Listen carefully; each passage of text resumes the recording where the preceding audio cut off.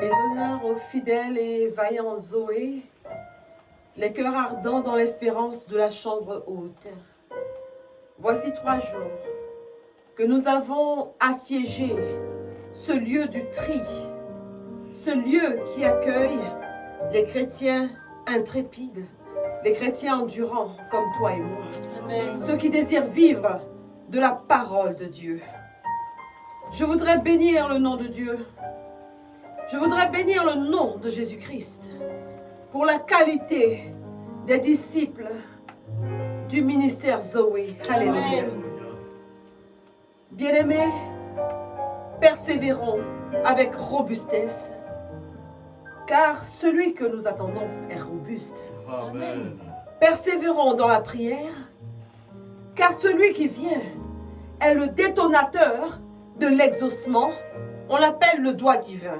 Amen. Alléluia. Amen. Certaines personnes dans nos familles et autour de nous ont tout simplement rejeté et remplacé la foi en Jésus-Christ par un autre système de croyance sans vie et sans éternité.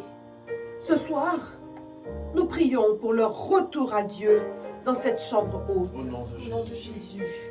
Mais le comble pour nous, c'est lorsqu'un chrétien décide de rester inscrit sur la liste des baptisés tout en mettant en avant l'engagement à réussir dans le monde et dans les choses terrestres, et en revanche, en laissant une toute petite place, une infime place, à la digne, glorieuse personne de Jésus-Christ et à sa parole dans sa vie de tous les jours. Il va alors poursuivre un sport, un hobby, un objectif, un idéal dans lequel il trouvera un accomplissement plus important que dans sa foi en Jésus-Christ. Je déclare que c'est une décadence et que cette situation n'est point enviable et ne sera pas vécue dans cette chambre haute au nom de Jésus-Christ.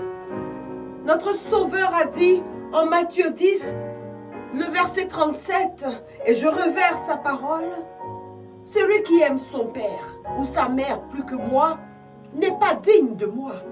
Celui qui aime son fils ou sa fille plus que moi n'est pas digne de moi. » Je prie donc que la confrontation de puissance qui se prépare dans cette chambre haute fasse ressortir une race nouvelle d'hommes, de femmes, de témoins, des hommes et des femmes, prêts à confronter la situation actuelle au nom de Jésus-Christ et prêts à rétablir la vérité dans tous les domaines par le Tout-Puissant, l'excellent Saint-Esprit de Dieu. Amen. Si nous devons placer et aimer Dieu avant nos attaches naturelles terrestres, c'est donc une grave erreur de le reléguer au second plan dans nos vies. Celui qui relègue au second plan la parole faite chair, le Verbe de Dieu dans sa vie et dans son quotidien, s'expose à une grande fragilité. Je voudrais que tu répètes, grande fragilité. Grande fragilité. Grande fragilité. Grande fragilité. Que de reléguer au second plan la parole de Dieu dans sa vie. Celui-là ne recevra pas le baptême de feu promis à ceux qui écoutent la parole de Dieu, selon Actes 10, le verset 44b. Écoutez ici, signifie entendre, accueillir, accepter, mettre en pratique la parole de Dieu en toutes circonstances. Amen. Oui, qui relègue Jésus-Christ au second plan fait le choix malheureux, le choix désespéré de devenir un jardin qui ne sera jamais arrosé par le Saint-Esprit. Le Saint-Esprit, on l'appelle le divin arroseur.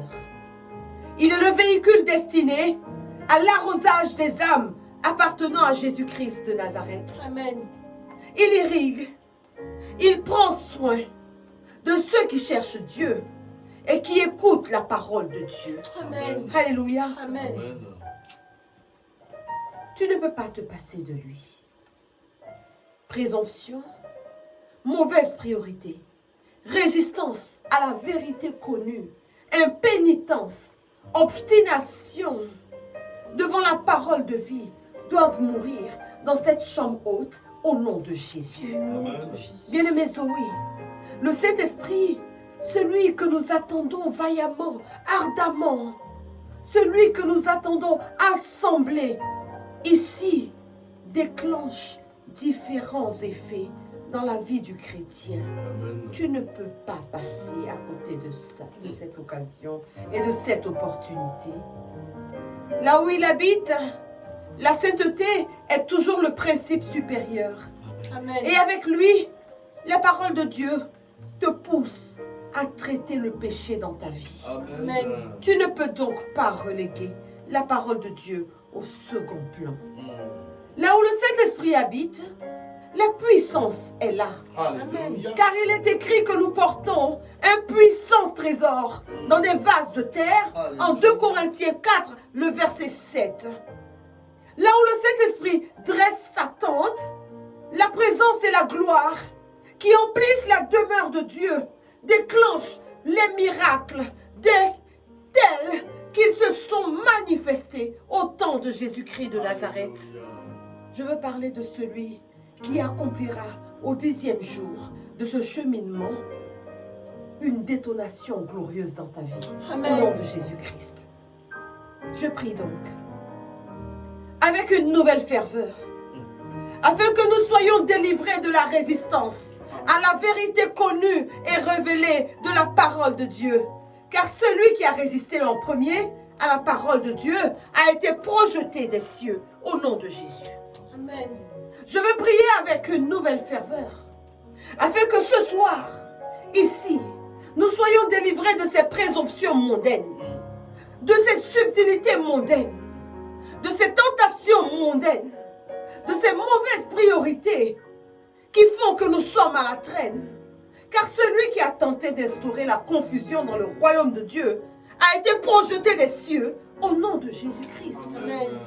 Je veux prier dans le feu ce soir, afin que toi et moi soyons totalement et définitivement délivrés de l'obstination, de l'impénitence face à la parole de Dieu dans cette chambre haute. Car celui qui rôde autour de nous, autour de la chambre haute, à la recherche d'une proie, celui-là a été lié pour 1000 ans. Selon Apocalypse 20, Amen. les versets 1 et 2, au nom Alléluia. de Jésus-Christ. Amen. Alors, tu ne relègueras pas la parole de vie au second plan. Au nom Non. de Jésus. Tu ne relègueras jamais la puissance qui t'est offerte au second plan. Au nom de Jésus. L'arroseur divin arrive, il descend en puissance, en majesté, en autorité, en souveraineté, afin que le jardin de ta vie soit irrigué jour après jour. Que tu ailles de découverte en découverte, que tu marches d'exploit en exploit, de succès en succès. Amen. Que tu sois une terre apaisée et accueillante à la parole de Dieu, fertile, une terre propice et favorable aux miracles divins. Alléluia. Au nom de Jésus-Christ. En cette chambre haute, Dieu a opéré un tri. La sélection s'est faite. Il revient à chacun d'occuper sa place, de veiller à sa place. Amen.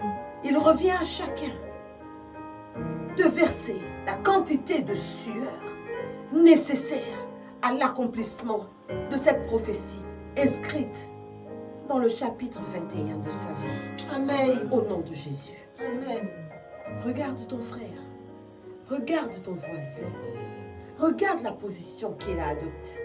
Regarde le coucher, tremblant, prostré, prosterné, gémissant, pleurant, ardemment, dans l'attente de cette visitation, et désire plus que lui recevoir la visitation miraculeuse du 10e jour de ce cheminement. Amen. Au nom de Jésus. Rimba Shaka Baba.